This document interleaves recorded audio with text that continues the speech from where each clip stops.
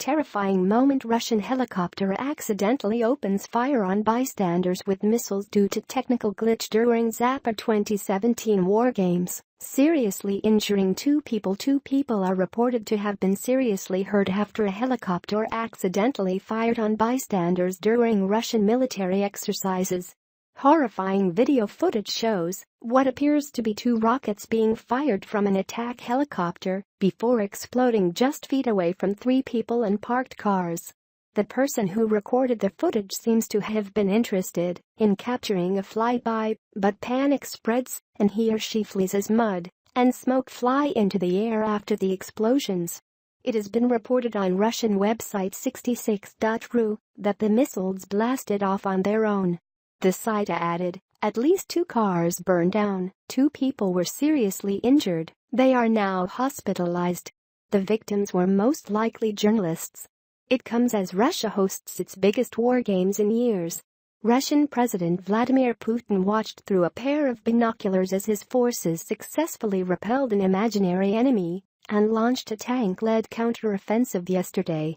NATO officials say they are monitoring the Zapad 2017 West 2017 event with calm and confidence, despite claims from Russia that the exercise is rehearsing a purely defensive scenario. Many are unnerved about what they see as Moscow testing its ability to wage war against the West. Putin, commander-in-chief of Russia's armed forces, sat in a command center flanked by his defense minister and the chief of his general staff, and used binoculars to peer through a cold drizzle at the simulated conflict unfolding before his eyes.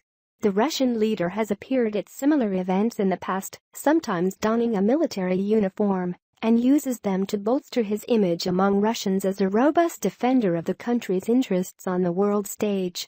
This time, the 64-year-old president, who is widely expected to run for re-election in March, wore a dark suit and looked relaxed as the firing range in front of him, in the Leningrad region, was briefly transformed into a war zone. Tracer bullets lit up the murky skyline, battle tanks churned across muddy terrain, shells exploded, helicopters fired missiles, planes roared overhead and hundreds of paratroopers and armored vehicles were dropped from the skies. The paratroopers, inserted behind the lines of their imaginary enemy, then waged war against what the defense ministry called illegal armed formations. The overarching Zapad War Games, which began on September 14 and run to September 20, are taking place in western Russia, Russia's exclave of Kaliningrad, and Belarus, a Russian ally which borders Ukraine as well as NATO member states Poland, Latvia, and Lithuania. Moscow says almost 13,000 Russian and Belarusian service personnel are taking part, as well as around 70 planes and helicopters. It says almost 700 pieces of military hardware are being deployed, including almost 250 tanks, 10 ships and various artillery and rocket systems. NATO officials have said they believe the exercises involve more troops than Moscow has disclosed, however, and have complained about what they say is the lack of transparency about the exercise, an allegation Russia rejects. As part of the same drills, Russia on Monday said it had successfully test-fired a ballistic missile capable of carrying a nuclear warhead, hitting a target at a firing range in Kazakhstan about 480 kilometers, 300 miles, away.